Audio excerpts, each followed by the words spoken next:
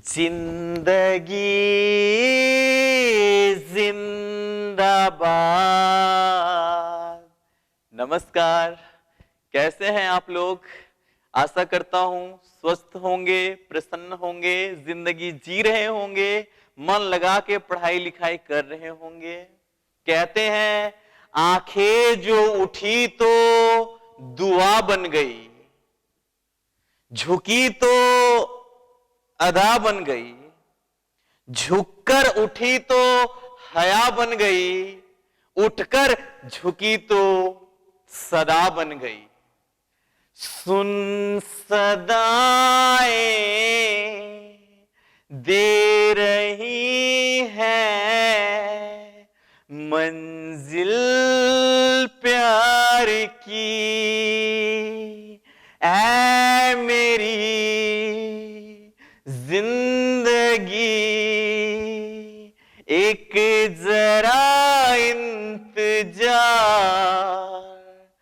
सुन सदाएं दे रही है मंजिल प्यार की। कहते हैं निगाहें नाज करती हैं फलक के आसियाने से, निगाहें नाच करती हैं फलक के आसियाने से, वो खुदा भी रूठ जाता है किसी का दिल दुखाने से। कि कितना अद्भुत कुदरत के करामात है कि हम लोग के आंखों को उन्होंने ब्लैक एंड व्हाइट बनाया है, लेकिन पूरी दुनिया इस ब्लैक एंड व्हाइट आंख से कलरफुल दिखती है। कहते हैं खुली आंखों से ये पूरी दुनिया दिखती है, लेकिन ये दुनिया बनाने वाले को देखना है तो आंखें बंद करना होता है। कहा जाता है जिस पर आप आंख बंद करके भरोसा करेंगे वही आपकी आंखें खोलता है। और अधिकांश लोग इतनी नादानी में जिंदगी जीते हैं कि उनकी आंखें खुलती ही तब है जब बंद होने वाली होती हैं, जब मृत्यु सैया में होते हैं, तब लगता है कि हमने अपनी जिंदगी किस तरह से बिताया है। तो हम लोग के शरीर में आंख एक ऐसा अंग है जो अच्छाई की भी शुरुआत और बुराई की भी शुरुआत का निमंत्रण यही देता है। इसलिए कभी ध्यान दिए होंगे कोई गुनाह हो जाता है तो गुनाह की शुरुआत आंखों द्वारा होता है। वो जो कहते हैं ना, आंखों के रस्ते दिल में उतर के ले गई मेरी जान। तो जब आंख से देखा देखी चालू होता है, फिर उल्टा पुल्टा काम होता है, और जब पिटाना चालू हो जाता है ये शरीर, तो कभी ध्यान दिए होंगे शरीर का कोई भी हिस्सा पिटाता है तो रोता कौन है? आंख। आंसू कौन बहाता है? आंख। क्योंकि गुनाह की शुरुआत किसने किया है? आंख ने किया है। तो ये कुछ बातें जो जानने योग्य है कि हम लोग का शरीर का एक लौता ऐसा अंग है आंख, जो जन्म से लेकर के मृत्यु तक इसका आकार परिवर्तन नहीं होता है, इसका साइज ज्यों का त्यों रहता है।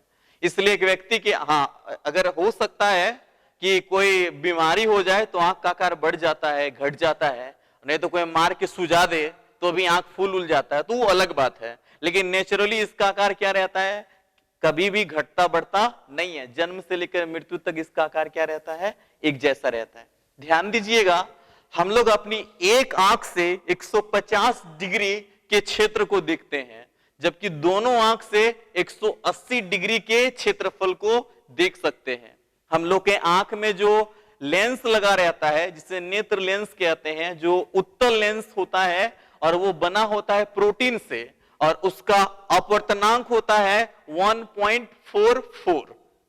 उसके बाद आप लोग को जानना है नेत्र के बारे में, हम लोग का नेत्र कितना मेगापिक्सल का है।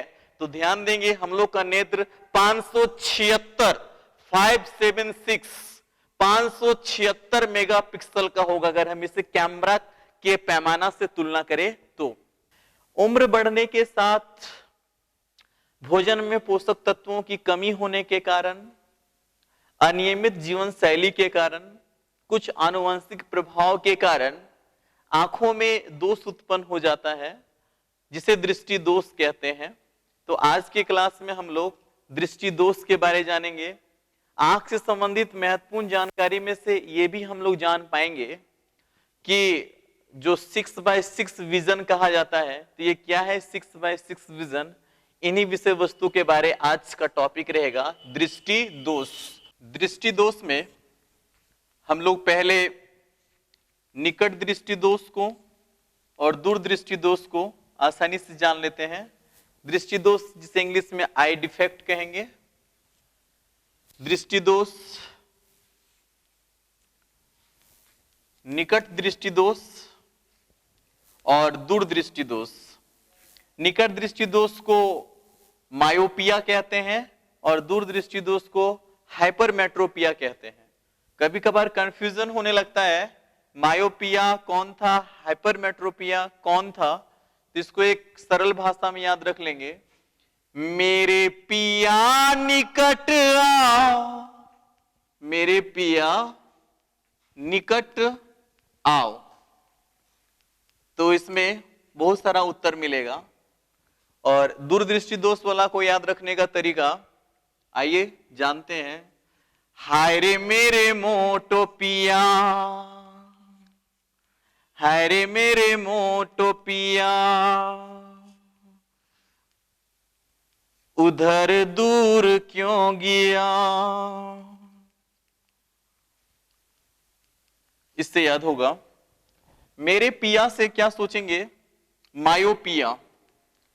इस मायोपिया किस दृष्टि दोष को कहते हैं, निकट दृष्टि दोष को कहते हैं। आओ से क्या ध्यान में रख लेना है, किससे इसको दूर किया जाता है, तो अवतल लेंस से इसे दूर किया जाता है। निकट से एक चीज यहां ध्यान रख लीजिएगा, निकट दृष्टि दोष और दूर दृष्टि दोष में क्या होता है ना, इसमें जो बीमारी का नाम है वही दिखता है। तो नाम है निकट दृष्टि दोष, तो इसमें क्या होता है, निकट वाला दिखता है। कौन दिखता है, निकट वाला दिखता है, जबकि दूर वाला नहीं दिखता है। जब हम दूर दृष्टि दोष की बात कहेंगे, हाय रे मेरे मोटो पिया,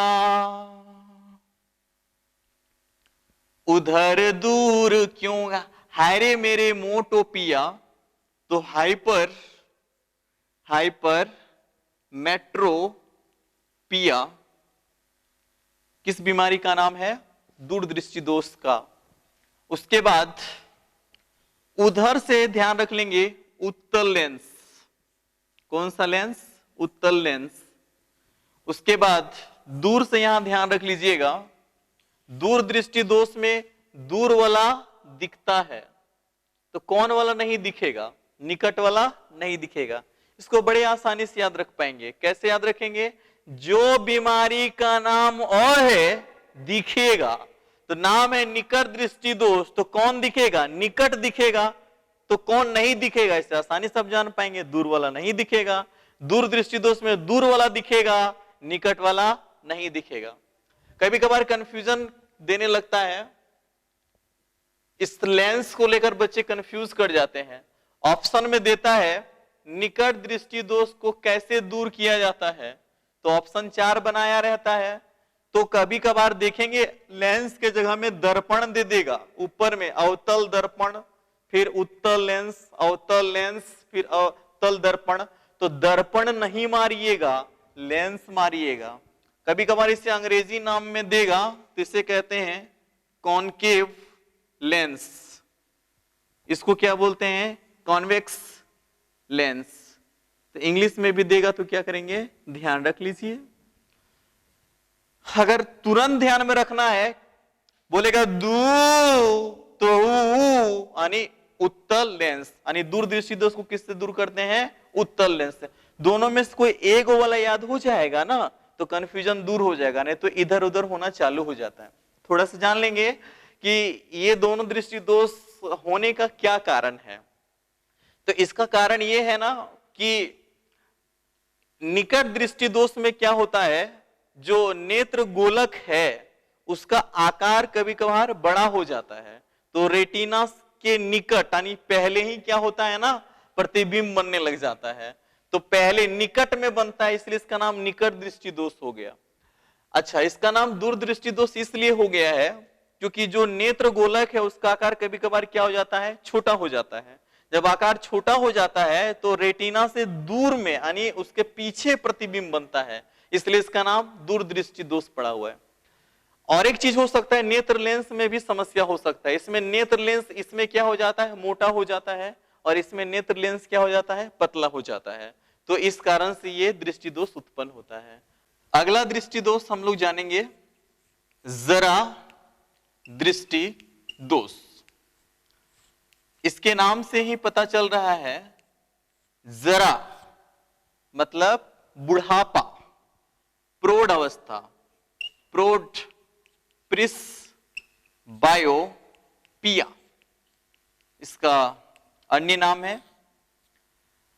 जरा एक गाना सुने होंगे, पास वो आने लगे जरा जरा, दूर वो जाने लगे जरा जरा जरा जरा।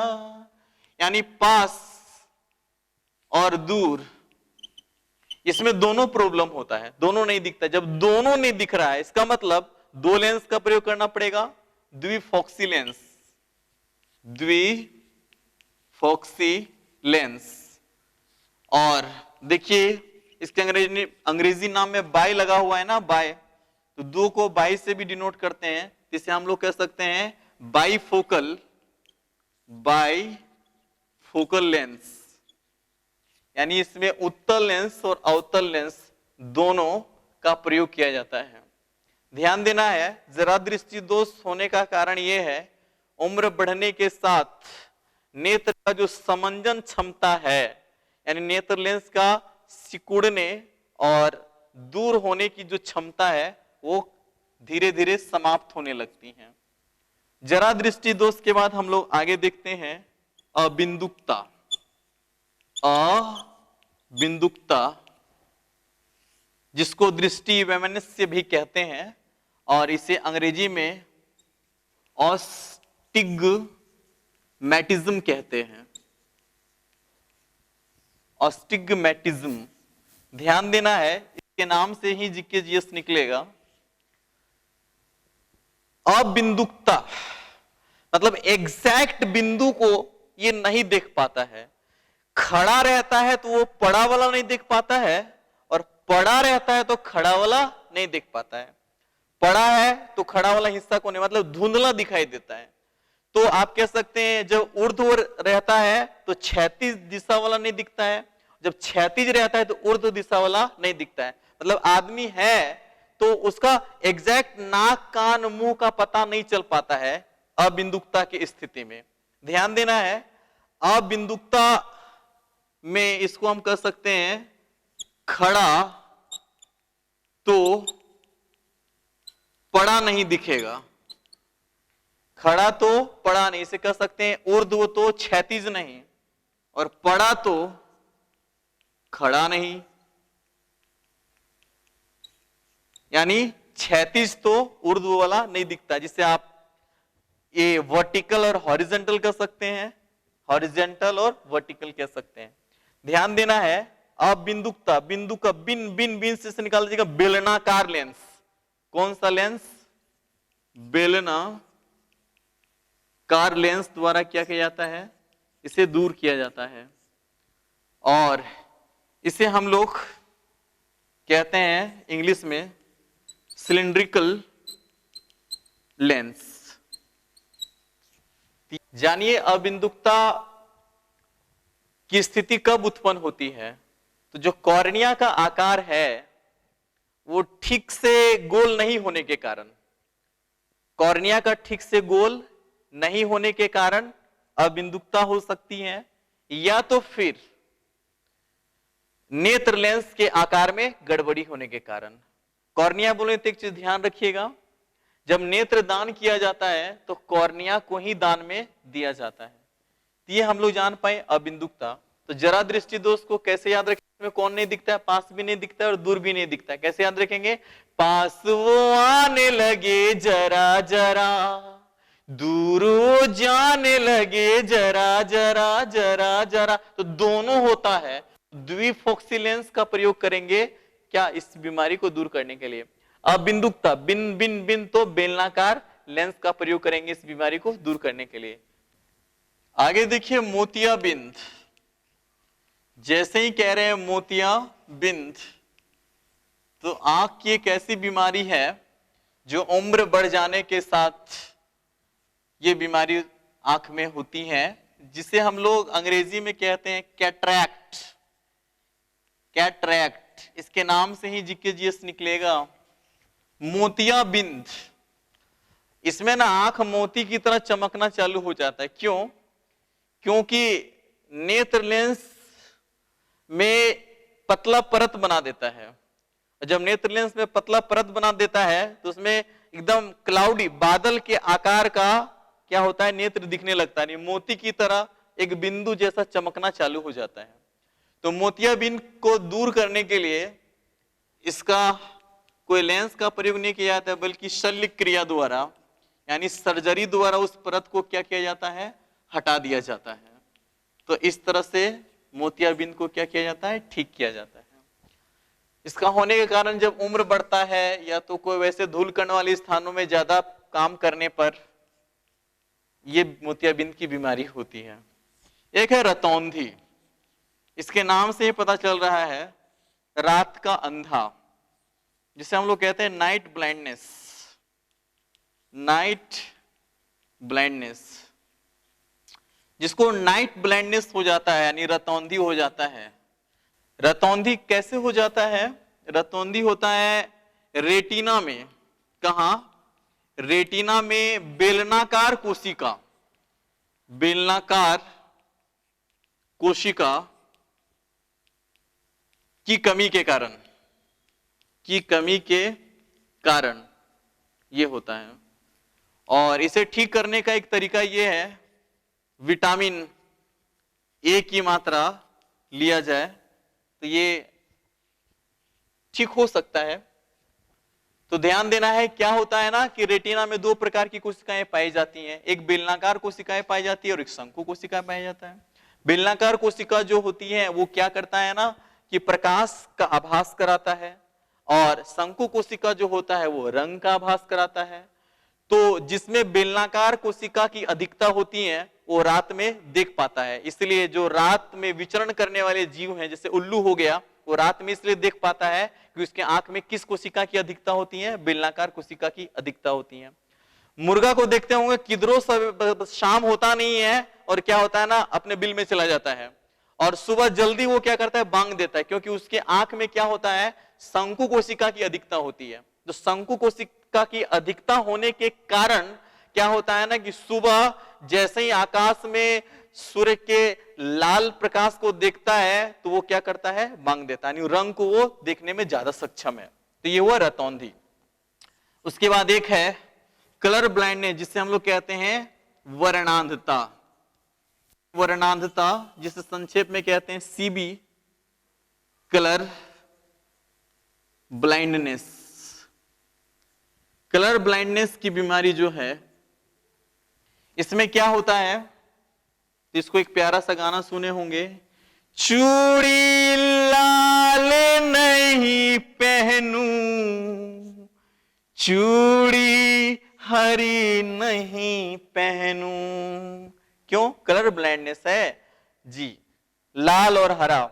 वर्णांधता हो जाता है, कौन कौन सा रंग नहीं दिखता है, लाल और हरा नहीं दिखता है। इसको ठीक कैसे किया जाता है, तो ये ला इलाज है। ला इलाज यानी ये माता द्वारा बच्चों को गिफ्ट में मिलता है, यानी इस बीमारी की वाहक क्या महिलाएं होती हैं।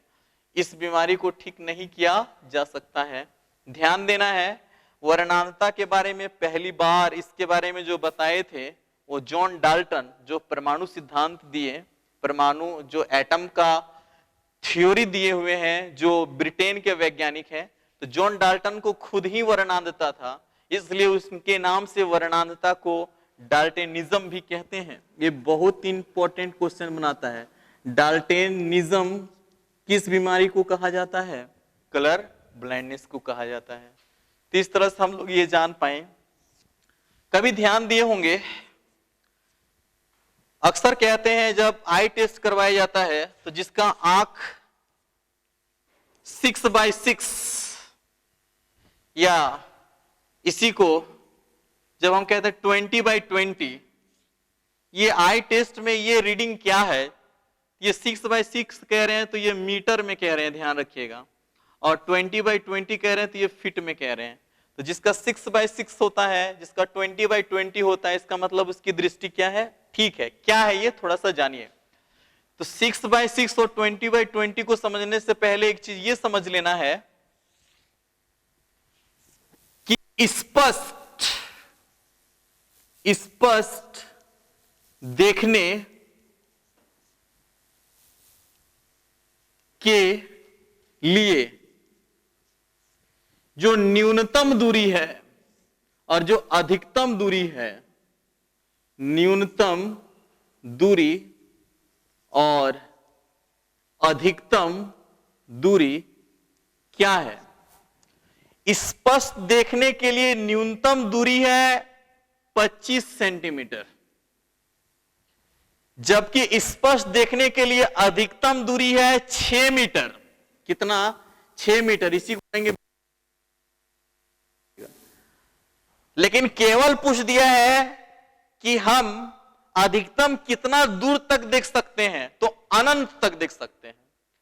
अधिकतम केवल लगा दे, स्पष्ट नहीं लगाए, केवल अधिकतम लगा दे, तो ध्यान दीजिएगा अधिकतम देखने का सीमा क्या है?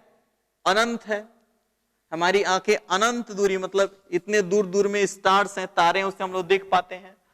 लेकिन यहां जब कहता है स्पष्ट देखने के लिए, अगर सामने करेंगे तो बिना तनाव का कितना दूर तक देख पाते हैं हम लोग? 25 सेंटीमीटर। ये सामान्य आंख की बात है। और अगर अधिकतम दूरी कहेंगे तो 6 मीटर तक में कोई चीज लिखा हुआ है तो हम लोग स्पष्ट उसे पढ़ पाते हैं। 6 मीटर के बाद से क्या होने लगता है? वो स्पष्ट दिखता तो है लेकिन स्पष्ट नहीं दिखता है। 6 मीटर से दूर में अगर कोई आदमी भी बैठा हुआ है, वो दिख तो रहा है कि बैठा हुआ है, लेकिन एग्जैक्ट आपको पता नहीं चलेगा उसका फेस का शेप। तो इसलिए ध्यान दीजिएगा, यही वो जो 6 मीटर है ना, जब डॉक्टर के पास चेक करवाने जाते हैं तो उन लोग के पास एक चार्ट होता है जिसमें क्या होता है? अक्षर लिखे होते हैं, अल्फाबेट के अक्षर लिखे होते हैं, जिसको बोलते हैं स्नेलेन चार्ट। स्नेलेन चार्ट ये डच के वैज्ञानिक के नाम से ये लिया गया है। ध्यान रख लीजिएगा, 1862 ईस्वी में इस चार्ट का वो विकास किए थे। तो इसमें क्या होता है ना, जिसका रीडिंग मान लीजिए 6/6 है, इसका मतलब उसका देखने का जो सामान्य देखने का जो क्षमता होता है वो है, यानी ठीक है। लेकिन अगर रीडिंग हम कहते हैं 6/9 किसी का आ गया तो क्या है इसका मतलब? इसका मतलब यह है कि जो व्यक्ति का रीडिंग 6/9 आ गया है, इसका मतलब यह है कि जो लिखा हुआ है वो 6 मीटर की दूरी पर जो लिखा वो पढ़ ले रहा है, लेकिन दूसरका जो है वो 9 मीटर की दूरी से पढ़ लेता है। इसको समझिए थोड़ा ध्यान से, यानी दूसरका 9 मीटर से पढ़ ले रहा है, जबकि जो रोगी है वो 6 मीटर से पढ़ ले रहा है। इसका मतलब यह हुआ कि रोगी को देखने की क्षमता कम है, क्योंकि दूसरका कितना में पढ़ ले रहा है? 9 मीटर में पढ़ ले रहा है। अच्छा, अगर हम कहते हैं 6/5 किसी का रीडिंग आया, तो इसका मतलब क्या हुआ कि जो रोगी व्यक्ति है जो 6 मीटर में जो पढ़ ले रहा है, तो एक व्यक्ति ऐसा भी है जो 5 मीटर में पढ़ ले रहा है। इसका मतलब उसका जो दृष्टि है, उसकी जो देखने की क्षमता है सामान्य से अधिक है। तो हम क्या कर सकते हैं, इधर वाला का क्वांटिटी अगर बढ़ने लगेगा, 6 से ज्यादा होगा तो आंख कमजोर है, और इधर वाला का अगर 6 से कम होने लगेगा, माने समझिए आंख का देखने की क्षमता अधिक है, इधर कम तो देखने की क्षमता अधिक, और इधर ज्यादा तो देखने की क्षमता कम। ध्यान रह जाएगा। इसी को अगर फीट में कहेंगे तो 20 के रेशियो में कहेंगे। किसी का 6/6 आया तो सामान्य है, अगर 6/9, 6/20 या 6 पता चला, इधर वाला जितना ज्यादा जाएगा उसका आंख उतना कमजोर होगा, इधर वाला जितना कम होता जाएगा उसका आंख क्या होता जाएगा? उतना मजबूत होगा। तो सामान्य कितना होता है? 6/6 होता है। तो हम लोग जान पाए दृष्टि दोष से संबंधित महत्वपूर्ण जानकारी को। किस तरह से हम लोग जान पाए? अगर किसी को वर्णांधता हो जाए तो प्यारा सा गीत कैसे याद रखेंगे? वो कृष्ण जब चूड़ी बेचने जाते हैं, ये गीत बड़ा प्रिय लगता है। चूड़ी लाल नहीं पहनूं, चूड़ी हरी नहीं पहनूं। कृष्ण कहते हैं क्यों राधे, कलर ब्लाइंडनेस है क्या? तो राधे कहती है मुझे श्याम रंग है भाया, श्याम से मैंने दिल है लगाया। राधा पहनन लगी, श्याम पहनाने लगे। राधा पहनन लगी, श्याम पहनाने लगे। जिंदगी